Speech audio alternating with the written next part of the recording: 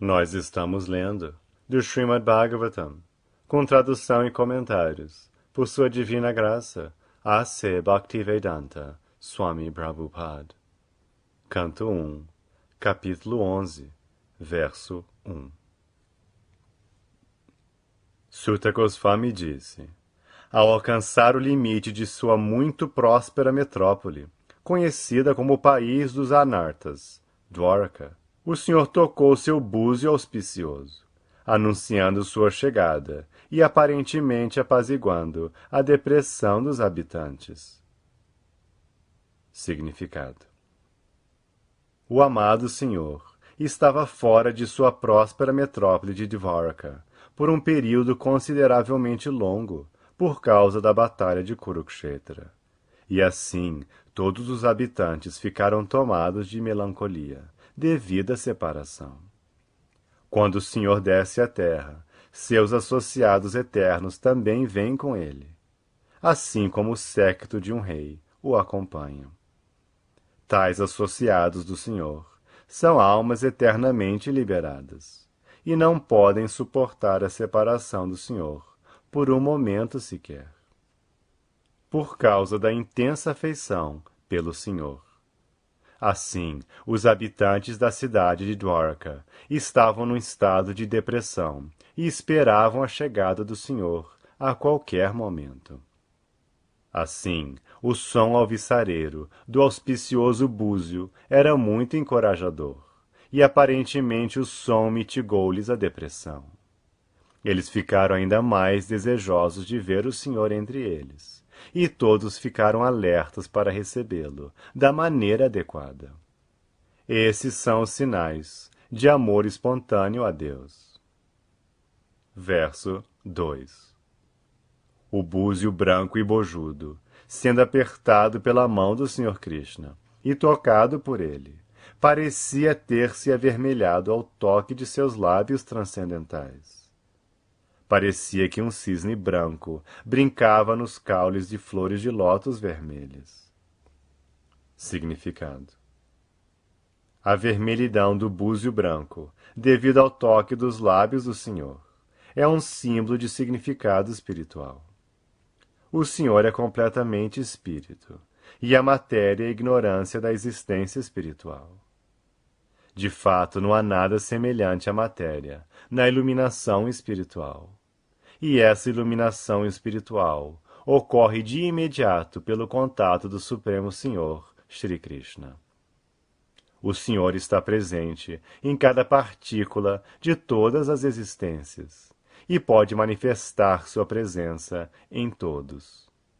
Pelo amor ardente e serviço devocional ao Senhor, ou em outras palavras, pelo contato espiritual com o Senhor, tudo se torna espiritualmente avermelhado, como o búzio seguro pelo Senhor.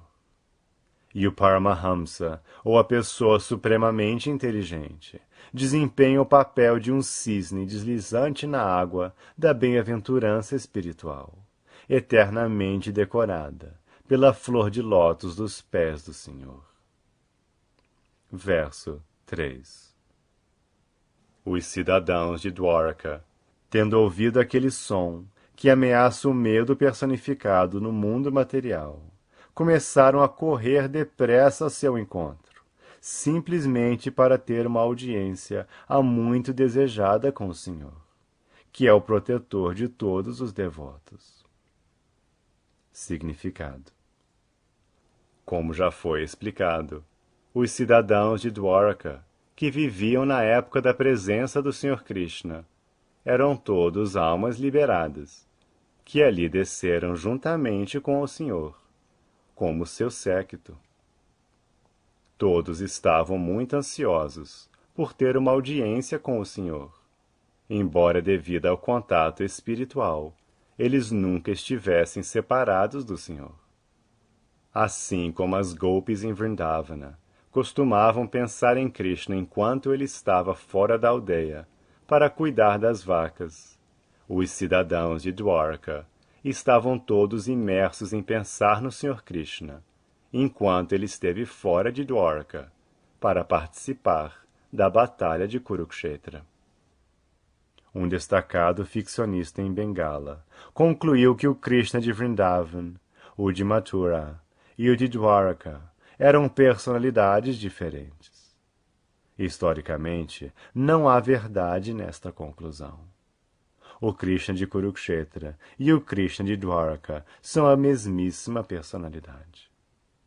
Assim, os cidadãos de Dwaraka estavam melancólicos devido à ausência do Senhor da cidade transcendental. Da mesma forma que ficamos melancólicos durante a noite, por causa da ausência do sol. O som anunciado pelo Sr. Krishna era algo semelhante ao prelúdio do nascimento do sol pela manhã. Desse modo, todos os cidadãos de Dwaraka despertaram de um estado de sono devido à alvorada de Krishna.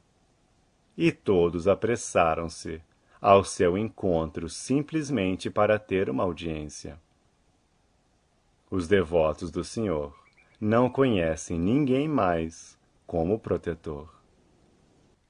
Este som do Senhor é idêntico ao Senhor, como temos tentado explicar através da posição não dual do Senhor. Nosso atual estado de existência material é cheio de temores. Entre os 4 problemas da existência material, a saber, o problema da alimentação, o problema da habitação, o problema do temor e o problema do acasalamento, o problema do temor nos causa mais transtorno que os outros. Estamos sempre temerosos, devido à nossa ignorância do problema seguinte. Toda a existência material está cheia de problemas, e assim o problema do temor é sempre proeminente. Isso se deve à nossa associação com a energia ilusória do Senhor, conhecida como Maya, ou energia externa. Contudo, todo temor é eliminado tão logo se ouça o som do Senhor, representado por seu santo nome, como foi entoado pelo Senhor Sri Chaitanya Mahaprabhu, nas seguintes 16 palavras: Hare Krishna, Krishna Krishna, Hare Hare, Hare Rama, Rama Rama, Hare Hare. Podemos tirar proveito desses sons e livrar-nos de todos os problemas ameaçadores da existência material. Versos 4 e 5. Os cidadãos chegaram diante do Sr. Krishna, com seus respectivos presentes, oferecendo-os à pessoa plenamente satisfeita e autossuficiente, que por sua própria potência mantém incessantemente a todos. Esses presentes eram como a oferenda de uma lamparina ao sol. Mesmo assim, os cidadãos começaram a falar em linguagem estática para receber o Senhor, assim como um pupilo recebe seu pai e guardião. Significado: o Supremo Senhor Krishna é descrito aqui como Atma Rama. Ele é autossuficiente e não tem necessidade de buscar felicidade em nada além dele próprio. Ele é autossuficiente porque sua própria existência transcendental é bem-aventurança total. Ele é eternamente existente. Ele é onisciente e todo bem-aventurado. Portanto, qualquer presente, por mais valioso que seja, não é necessário para ele. Mas ainda assim, porque é o bem-querente de todos e cada um, ele aceita de todos tudo que lhe seja oferecido em serviço devocional puro. Não é que ele precise de tais coisas, porque mesmo essas coisas são geradas de sua energia. Aqui compara-se o ato de fazer oferendas ao Senhor, ao oferecimento de uma lamparina na adoração ao Deus do Sol. Qualquer coisa ígnea ou luminosa é apenas uma emanação da energia do Sol, e ainda assim, para adorar o Deus do Sol, é necessário oferecer-lhe uma lamparina. Na adoração do sol, o adorador faz algum tipo de pedido, mas no caso do serviço devocional ao Senhor, não há questão de pedidos por parte de ninguém. Tudo isso é um sinal de amor puro e afeição entre o Senhor e o devoto. O Senhor é o Pai Supremo de todos os seres vivos.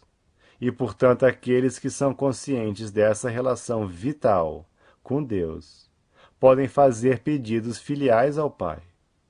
E o Pai fica satisfeito de suprir as demandas de tais filhos obedientes, sem qualquer barganha. O Senhor é como a árvore dos desejos, e dele todos podem obter tudo por sua misericórdia sem causa. Como Pai Supremo, o Senhor, contudo, não supre ao devoto puro aquilo que é considerado como uma barreira ao desempenho do serviço devocional. Aqueles que se ocupam em serviço devocional ao Senhor podem levar-se à posição de serviço devocional imaculado pela atração transcendental dele. Verso 6. Os cidadãos disseram: Ó Senhor, vós sois adorado por todos os semideuses, como Brahma, os 4 sanas, e mesmo pelo Rei do Céu. Vós sois o repouso final, para aqueles que estão eternamente aspirando a alcançar o máximo benefício da vida. Vós sois o Supremo Senhor Transcendental, e o tempo inevitável não pode exercer sua influência sobre vós. Significado: o Senhor Supremo é Shri Krishna, como se confirma no Bhagavad Gita, Brahma Samhita e outras literaturas védicas autorizadas. Ninguém é igual ou superior a ele, e este é o veredito de todas as escrituras. A influência do tempo e espaço é exercida sobre as entidades vivas dependentes, que são todas partes integrantes do Senhor Supremo. As entidades vivas são Brahman predominado, ao passo que o Senhor Supremo é o absoluto predominante. Tão logo nos esqueçamos deste fato evidente, ficamos de imediato em ilusão. E assim somos postos sob as 3 espécies de misérias, assim como uma pessoa é posta em densa escuridão. A consciência límpida do ser vivo consciente é a consciência de Deus, na qual a pessoa prostra-se diante dele, em todas as circunstâncias. Verso 7. Ó Criador do Universo, vós sois nossa Mãe, bem-querente, Senhor, Pai, Mestre espiritual e Deidade adorável. Por seguir vossos passos, nós nos tornamos bem-sucedidos, sob todos os aspectos. Oramos, portanto, a que continueis nos abençoando com vossa misericórdia. Significado: a toda a bondosa personalidade de Deus, sendo o Criador do Universo, também planeja o bem de todos os seres vivos bons. Os seres vivos bons são recomendados pelo Senhor a seguirem seu bom conselho, e por fazê-lo, eles tornam-se bem-sucedidos em todas as esferas da vida. Não há necessidade de adorar qualquer deidade além do Senhor. O Senhor é todo-poderoso, e se está satisfeito com nossa obediência a seus pés de lótus, ele é capaz de conceder-nos todos os tipos de bênçãos para a exitosa execução de nossas vidas material e espiritual. A forma humana é uma oportunidade para todos entendermos nossa relação eterna com Deus, para alcançarmos a existência espiritual. Nossa relação com Ele é eterna. Ela não pode ser rompida ou extinta. Talvez ela seja esquecida por algum tempo, mas ela também pode ser revivida pela graça do Senhor, se seguimos seus preceitos, que são revelados nas escrituras de todas as épocas e lugares. Verso 8. Ó, é para nossa boa fortuna que hoje ficamos novamente sob vossa proteção, através de vossa presença, pois vossa onipotência raramente visita mesmo os cidadãos do céu. Agora nos é possível olhar vosso rosto sorridente, que é cheio de olhares afetuosos. Agora podemos ver vossa forma transcendental, plena de todas as coisas auspiciosas. Significado: o Senhor, sob sua forma pessoal eterna, só pode ser visto pelos devotos puros. O Senhor nunca é impessoal, mas ele é a suprema e absoluta personalidade de Deus, que pode ser vista face a face, através do serviço devocional, o que não conseguem realizar nem sequer os cidadãos dos planetas superiores. Quando Brahmaji e outros semideuses querem consultar o Sr. Vishnu, a porção plenária do Sr. Krishna, eles têm que esperar na praia do Oceano de Leite, onde o Sr. Vishnu está deitado, na Terra Branca, Shvetwadipa. Esse Oceano de Leite e o planeta Shvetwadipa são uma réplica de Vaikuntha Loka, dentro do universo. Nem Brahmaji, nem os semideuses como Indra podem entrar nesta ilha de Shvetwadipa, mas podem permanecer na praia do Oceano de Leite e transmitir sua mensagem ao Sr. Vishnu, conhecido como Kshirodakashayi Vishnu.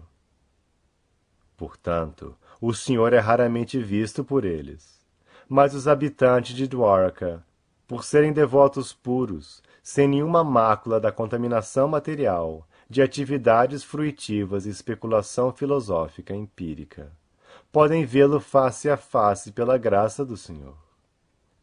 Esse é o estado original das entidades vivas e pode ser atingido ao revivermos nossa condição natural e constitucional, que se revela unicamente pelo serviço devocional.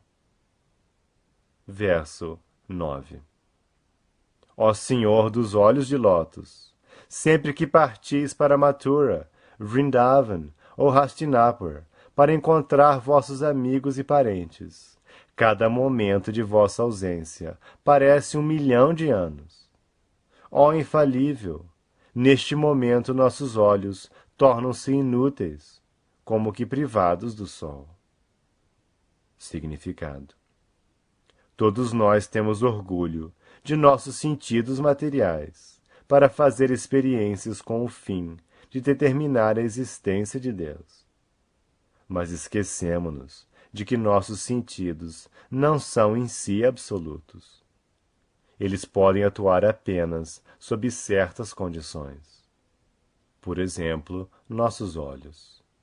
Enquanto à luz do sol, nossos olhos são úteis até certo ponto. Mas na ausência da luz do sol, os olhos são inúteis. O Senhor Shri Krishna, sendo o Senhor primordial, a verdade suprema, é comparado ao sol.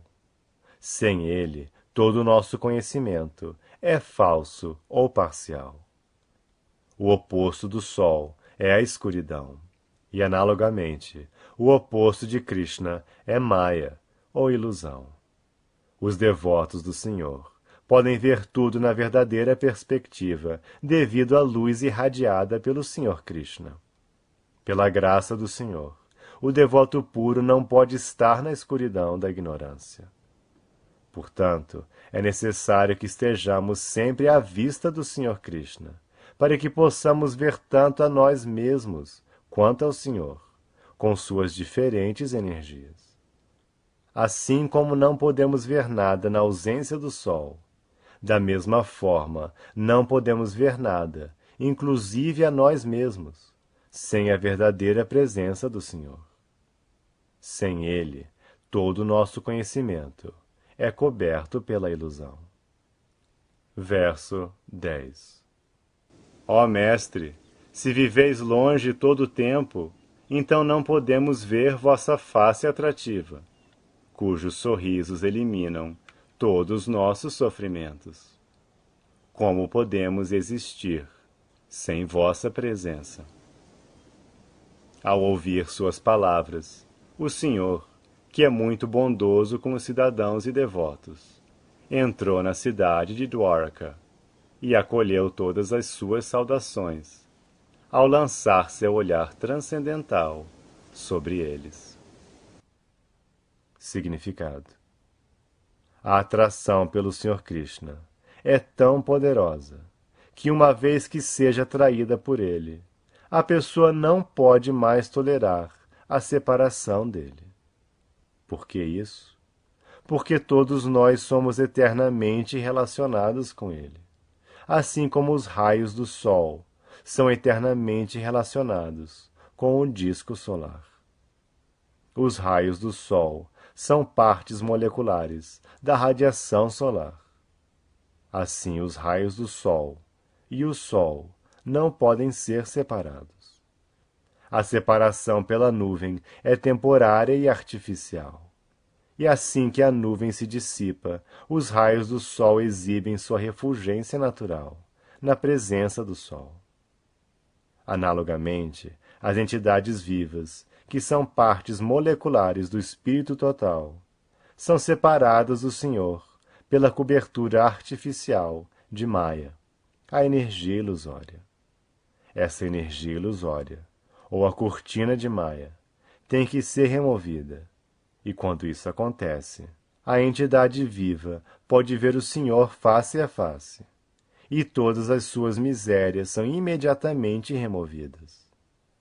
Todos nós queremos eliminar as misérias da vida, mas não sabemos como fazê-lo.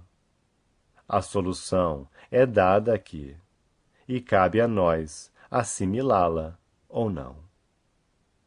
Verso 11. Assim como Bhogavati, a capital de Nagaloka, é protegida pelas Nagas, da mesma forma Dwarka era protegida pelos descendentes de Vrishni. Bhoja, Madhu, Dasharha, Arha, Kukura, Andaka, etc., que eram tão fortes como o Sr. Krishna.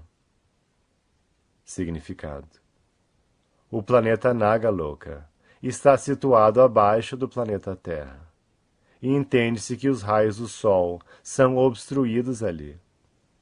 A escuridão do planeta é, contudo, removida pelo clarão das joias situadas nas cabeças das Nagas, serpentes celestiais.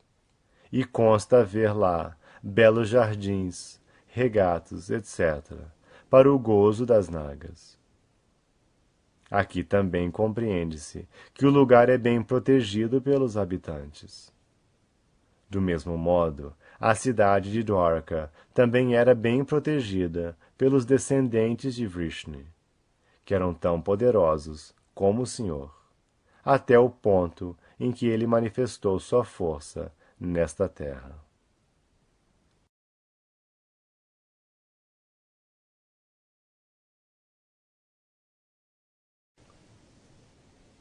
Nós estamos lendo do Srimad Bhagavatam, com tradução e comentários, por sua divina graça, A.C. Bhaktivedanta Swami Prabhupada.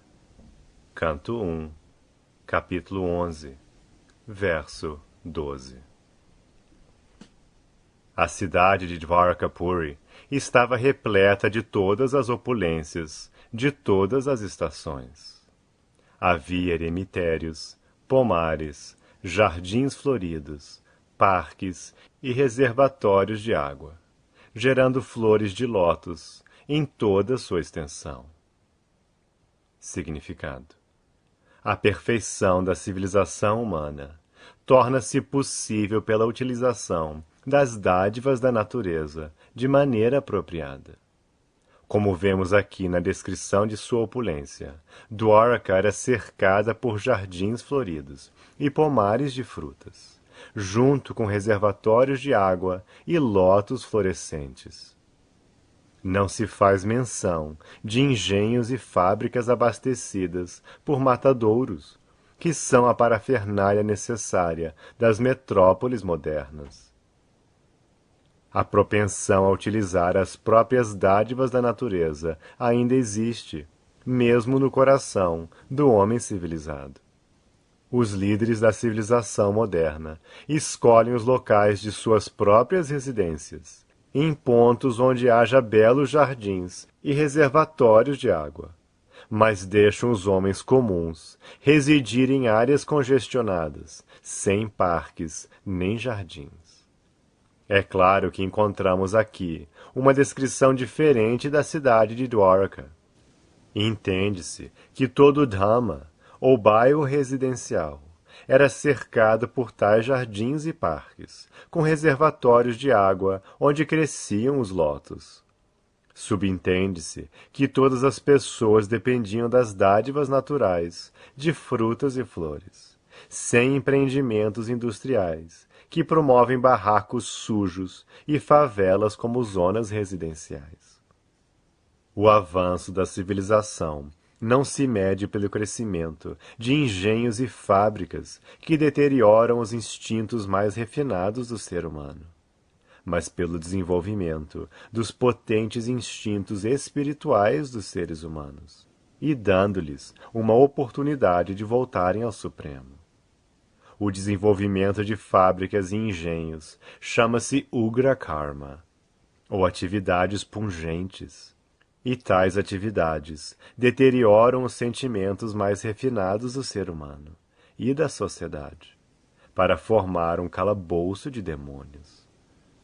Encontramos aqui menção de árvores piedosas que produzem flores e frutos sazonais. As árvores impiedosas são apenas mato inútil e podem ser usadas somente para suprir combustíveis. Na civilização moderna, essas árvores impiedosas são plantadas ao lado das estradas.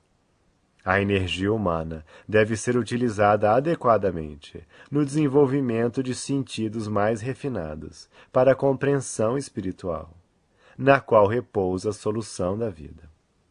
Frutas, flores, belos jardins, parques e reservatórios de água, com patos e cisnes brincando no meio, de flores de lótus, e vacas dando leite e manteiga suficiente, são todos essenciais para desenvolver os tecidos mais refinados do corpo humano.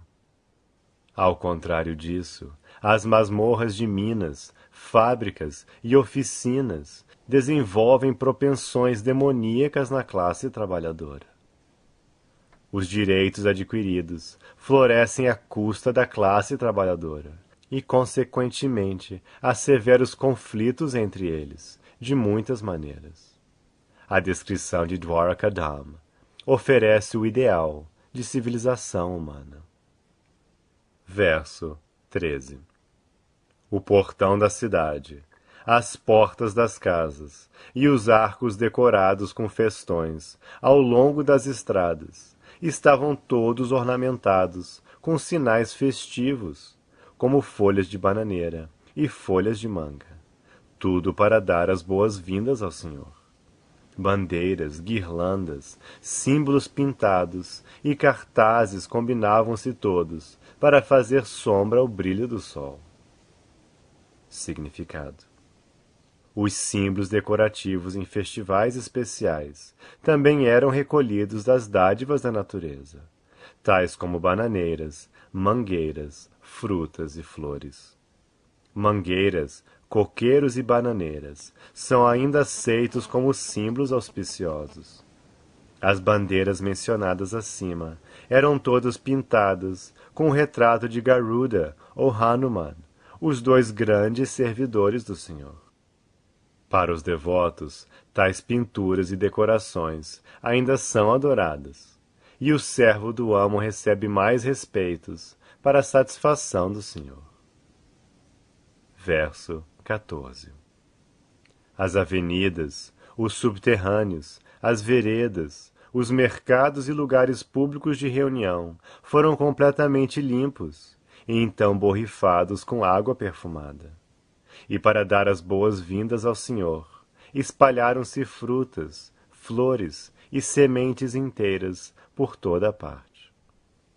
Significado: águas perfumadas, preparadas através da destilação de flores, como a rosa e queoura, eram requisitadas para borrifar as estradas, ruas e veredas de Dwarkadham.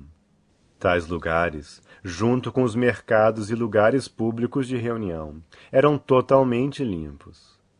A julgar pela descrição acima, parece que a cidade de Dwarkadama era consideravelmente grande, contendo muitas avenidas, ruas e lugares públicos de reunião, com parques, jardins e reservatórios de água, todos muito bem decorados, com flores e frutas. E para dar as boas-vindas ao Senhor, essas flores e frutas com sementes inteiras de cereais também eram espalhadas pelos lugares públicos. Sementes inteiras de cereais, ou frutas no estado de semente, eram consideradas auspiciosas, e ainda são usadas pelos hindus em geral, em dias de festival. Verso 15. Em cada porta das casas residenciais, coisas auspiciosas, como coalhada, frutas inteiras, cana-de-açúcar e potes cheios de artigos de adoração, incenso e velas, tudo era exibido.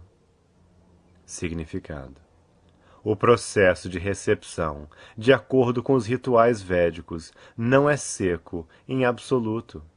A recepção consistia não apenas em decorar as estradas e ruas, como se mencionou acima, mas também em adorar o Senhor, com os ingredientes necessários, como incenso, lamparina, flores, doces, frutas e outras comidas saborosas, de acordo com a capacidade de cada pessoa. Tudo era oferecido ao Senhor, e os remanescentes da alimentação eram distribuídos entre os cidadãos reunidos.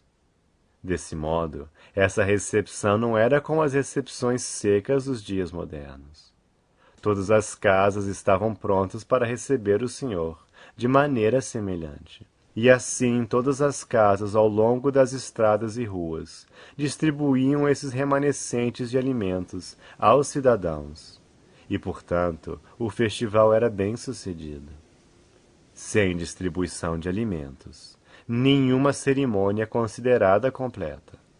Tal era o costume da cultura védica. Versos 16 e 17. Ao ouvir que o amadíssimo Krishna estava se aproximando de Dwarkadama, o magnânimo Vasudeva, Akrura, Ugrasena, Balarama, o sobre-humanamente poderoso, Pradyumna, Charudeshna e Samba, o filho de Jambavati, todos extremamente felizes, abandonaram as atividades de descansar, sentar e comer. Significado: Vasudeva, filho do rei Shurasena, esposo de Devaki e pai do Senhor Shri Krishna. É irmão de Kunti e pai de Subhadra. Subhadra era casada com seu primo, Arjuna, e esse sistema ainda prevalece em algumas partes da Índia. Vasudeva era o ministro designado por Ugrasena, e mais tarde casou-se com 8 filhas do irmão de Ugrasena, Devaka. Devaki é apenas uma delas. Kamsa era seu cunhado, e Vasudeva aceitou voluntariamente ser posto na prisão por Kamsa, num acordo mútuo para salvar o 8º filho de Devaki. Isso ocorreu pela vontade de Krishna. Como tio materno dos Pandavas, ele participou ativamente do processo purificatório dos Pandavas. Ele enviou o sacerdote Kashyapa a Shatashringa Parvata, e este executou as funções.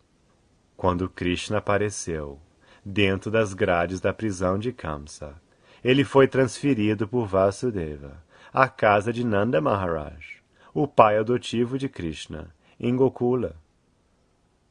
Krishna desapareceu, junto com Baladeva, antes do desaparecimento de Vasudeva. E Arjuna, sobrinho de Vasudeva, encarregou-se da cerimônia fúnebre após o desaparecimento de Vasudeva.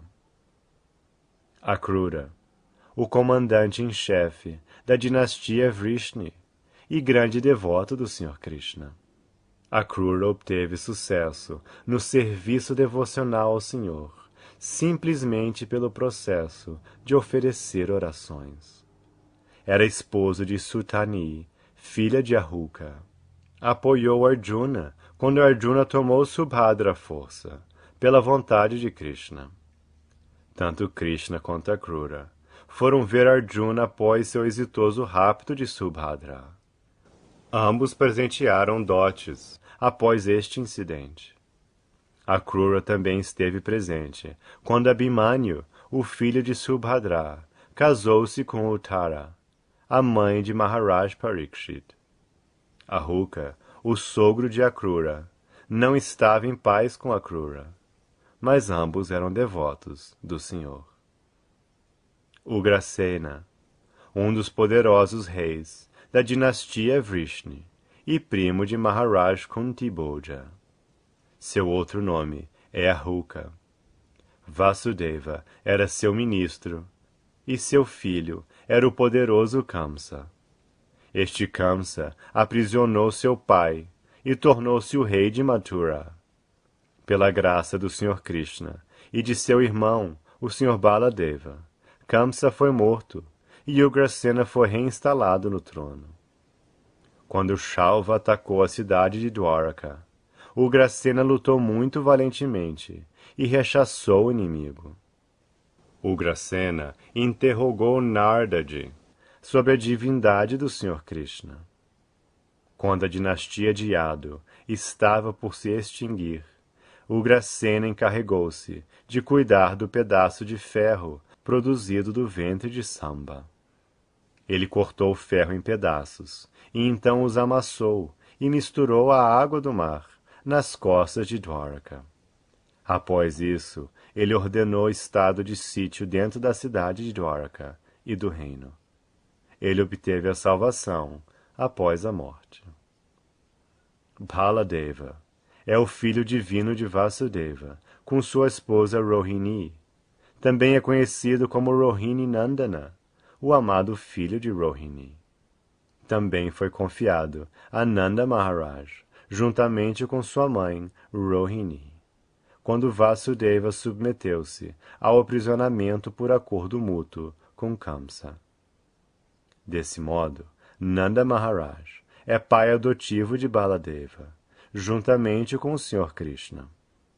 O Sr. Krishna e o Sr. Baladeva eram companheiros constantes desde a infância, embora fossem irmãos adotivos. O Sr. Baladeva é a manifestação plenária da suprema personalidade de Deus, e por isso é tão bom e poderoso como o Sr. Krishna. Pertence ao Vishnu Tattva, o princípio do Supremo. Ele presenciou a cerimônia Swayamvara de Draupadi, juntamente com Sri Krishna.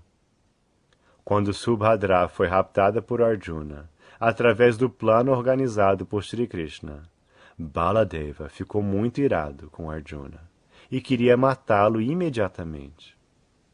Sri Krishna, para o benefício de seu querido amigo, caiu aos pés do Sr. Baladeva e implorou-lhe que não ficasse tão irado. Sri Baladeva ficou então satisfeito. Da mesma forma, certa vez, ele ficou muito irado com os Kauravas e quis atirar toda a cidade deles nas profundezas do Yamuna. Mas os Kauravas o satisfizeram, rendendo-se a seus divinos pés de lótus. Ele era, de fato, o sétimo filho de Devaki, anterior ao nascimento do Sr. Krishna.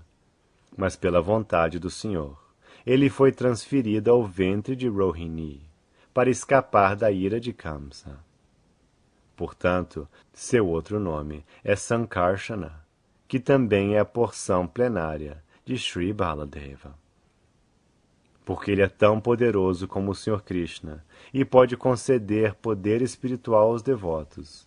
Ele é conhecido, portanto, como Baladeva. Nos Vedas também se estabelece que ninguém pode conhecer o Senhor Supremo sem ser favorecido por Baladeva. Bala significa força espiritual e não física. Algumas pessoas menos inteligentes interpretam Bala como a força do corpo. Mas ninguém pode ter compreensão espiritual pela força física. A força física termina com o término do corpo físico, mas a força espiritual acompanha a alma espiritual até a próxima transmigração. Portanto, a força obtida de Baladeva nunca é desperdiçada. Esta força é eterna e, por conseguinte, Baladeva é o mestre espiritual original de todos os devotos. Sri Baladeva também era um colega de classe do Sr. Sri Krishna, como discípulo de Sandipana Muni. Em sua infância, juntamente com Sri Krishna, ele matou muitos asuras. Especificamente, ele matou Dhenukasura em Talavana. Durante a batalha de Kurukshetra, ele permaneceu neutro e tentou ao máximo evitar a luta. Era a favor de Duryodhana, mas ainda assim permaneceu neutro. Quando houve uma luta de massas entre Duryodhana e Bhimasena, ele estava presente no local. Ele ficou irado com Bhimasena quando este espancou Duryodhana na coxa, ou abaixo da cintura, e quis retaliar a ação ilícita. O Sr. Sri Krishna salvou Bhima de sua ira, mas ele logo deixou o lugar, por estar desgostoso com Bhimasena. E após sua partida, Duryodhana caiu por terra para encontrar sua morte. O cerimonial fúnebre de Abhimanyu, o filho de Arjuna, foi executado por ele, uma vez que era o tio materno. Não era possível que a executasse algum dos Pandavas, que estavam todos dominados pelo pesar. Por fim, ele partiu deste mundo, produzindo uma grande serpente branca de sua boca, e então foi transportado por Sheshanaga na forma de uma serpente. Pradyumna, encarnação de Kamadeva, ou, de acordo com outros, encarnação de Sanat Kumara, nascido como filho da personalidade de Deus, o Senhor Sri Krishna, e Lakshmi Devi, Srimati Rukmini, a principal rainha de Dwarka. Foi um dos que foram congratular-se com Arjuna, por ocasião de seu casamento com Subhadra. Foi um dos grandes generais que lutaram com Shalva, e enquanto lutava com ele, tombou inconsciente no campo de batalha. Seu quadrigário trouxe-o de volta ao acampamento do campo de batalha. E por causa dessa ação, ele ficou muito desgostoso e censurou seu quadrigário. Contudo, ele lutou novamente com Shalva e saiu vitorioso. Ouviu de Naradaji tudo sobre os diferentes semideuses. Ele é uma das 4 expansões plenárias do Sr. Sri Krishna. Ele é a terceira expansão. Perguntou a seu pai, Sri Krishna, sobre as glórias dos Brahmanas. Durante a guerra fratricida entre os descendentes de Yadu, ele morreu nas mãos de Bhoja, outro rei dos Vrishnis. Após sua morte, ele foi instalado em sua posição original. Charudeshna, outro filho de Shri Krishna e Rukmini Devi. Também esteve presente durante a cerimônia Swayamvara de Draupadi. Era um grande guerreiro, como seu pai e irmãos. Lutou com Vivinidaka e o matou no combate. Samba, um dos grandes heróis da dinastia Yadu e filho do Sr. Sri Krishna, com sua esposa Jambavati. Aprendeu com Arjuna a arte militar de atirar flechas e tornou-se membro do parlamento durante a época de Maharaj Yudhishthira. esteve presente durante Rajasuya Yagna de Maharaj Yudhishthira. Quando todos os Vrishnis estavam reunidos durante a ocasião do Prabhasa Yagna, suas gloriosas atividades foram narradas por Satyaki diante do Sr. Baladeva. Também esteve presente, junto com seu pai, o Sr. Sri Krishna, durante o Ashvamedha Yagna, executado por Yudhishthira.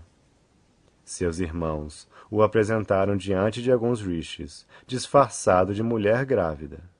E por brincadeira, ele perguntou aos rishis o que ele daria à luz. Os rishis responderam que ele daria à luz um pedaço de ferro, que seria a causa da guerra fratricida na família de Yadu. No dia seguinte, pela manhã, Samba deu à luz um grande pedaço de ferro, que foi confiado a Ugrasena para as providências necessárias. De fato, mais tarde, houve a predita guerra fratricida, e Samba morreu nesta guerra. Assim, todos esses filhos do Sr. Krishna saíram de seus respectivos palácios, e deixando de lado todas as ocupações, incluindo deitar, sentar e comer, correram em direção de seu glorioso pai. Verso 18. Eles precipitaram-se em direção do Senhor, em quadrigas, com brahmanas portando flores. Adiante deles havia elefantes, símbolos de boa fortuna. Tocaram-se búzios e cornetins, e cantaram-se hinos védicos. Então eles ofereceram seus respeitos, que estavam saturados de afeição. Significado: a maneira védica de receber uma grande personalidade cria uma atmosfera de respeito, que é saturada de afeição e veneração pela pessoa recebida. A atmosfera auspiciosa de tal recepção depende de parafernália descrita acima, incluindo búzios, flores, incenso, elefantes decorados e os brahmanas qualificados, recitando versos das literaturas védicas. Tal programa de recepção é cheio de sinceridade, tanto da parte do anfitrião quanto da pessoa recebida. Verso 19. Ao mesmo tempo, muitas centenas de famosas prostitutas começaram a seguir em vários veículos. Elas estavam todas ávidas por se encontrar com o Senhor, e seus belos rostos estavam decorados com brincos deslumbrantes, que realçavam a beleza de suas testas. Significado: não devemos abominar mesmo as prostitutas, se elas são devotas do Senhor. Até hoje em dia, há muitas prostitutas nas grandes cidades da Índia, que são devotas sinceras do Senhor. Por obra do destino, uma pessoa pode ser obrigada a adotar uma profissão que não é muito louvável na sociedade. Mas isso não a impede de executar serviço devocional ao Senhor. O serviço devocional ao Senhor não pode ser obstaculizado em nenhuma circunstância. Compreende-se aqui que mesmo naqueles dias, há cerca de 5.000 anos atrás, havia prostitutas numa cidade como Dwaraka, onde o Sr. Krishna residia. Isso significa que as prostitutas são cidadãs necessárias para a conservação adequada da sociedade. O governo abre adegas, mas isso não significa que o governo encoraja a beber vinho. A ideia é que há uma classe de homens que beberá a qualquer custo, e tem-se experiência de que a proibição nas grandes cidades encoraja o contrabando ilícito de vinho. De modo semelhante, os homens que não estão satisfeitos em casa precisam destas concessões. E se não há prostitutas, esses homens baixos induzirão outras à prostituição. É melhor que as prostitutas sejam disponíveis no mercado, para que a santidade da sociedade possa ser mantida. É melhor manter uma classe de prostitutas que encorajar a prostituição dentro da sociedade. A real reforma consiste em iluminar todas as pessoas a tornarem-se devotos do Senhor. E isso eliminará todos os tipos de fatores deteriorantes da vida. Sri Bilvamangala Thakur, um grande acharya da seita Vishnuswami Vaishnava, em sua vida de chefe de família, ficou excessivamente apegado a uma prostituta que coincidia ser devota do Senhor. Uma noite, quando Thakura foi à casa de Chintamani, sob torrentes de chuva e relâmpagos, Chintamani ficou atônita de ver como Thakura pôde vir numa noite tão medonha, após cruzar o rio espumante, que estava cheio de ondas. Ela disse a Bilvamangala Thakur que sua atração pela carne e ossos de uma insignificante mulher como ela seria adequadamente utilizada se pudesse ser transferida ao serviço devocional ao Senhor, para alcançar a atração pela beleza transcendental do Senhor. Essa foi uma hora crítica para o Thakura, e ele voltou-se para a realização espiritual por causa das palavras da prostituta. Mais tarde, o Thakura aceitou a prostituta como seu mestre espiritual. Em várias passagens de suas obras literárias, ele glorifica o nome de Chintamani, que lhe mostrou o caminho certo. No Bhagavad Gita 9.32, o Senhor diz: ó filho de Pritha, mesmo os chandalas, de baixo nascimento, e aqueles que nascem em família de descrentes, e mesmo as prostitutas, atingirão a perfeição da vida, se eles se refugiarem no serviço devocional imaculado a mim. Porque no caminho do serviço devocional não há impedimento devido a nascimento degradado e a ocupação. O caminho está aberto para todos que concordarem em segui-lo.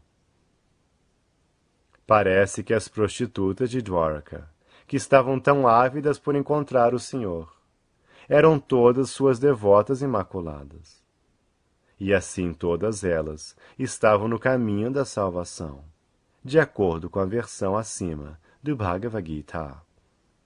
Portanto, a única reforma necessária na sociedade é fazer um esforço organizado para converter os cidadãos em devotos do Senhor. E assim, todas as boas qualidades dos cidadãos do céu irão, por sua vez, dominá-los. Por outro lado, aqueles que são não devotos não têm quaisquer boas qualificações, por mais avançados materialmente que sejam. A diferença é que os devotos do Senhor estão no caminho da liberação, ao passo que os não devotos estão no caminho de subsequente enredamento no cativeiro material. O critério de avanço da civilização consiste em saber se as pessoas são educadas e avançadas no caminho da salvação.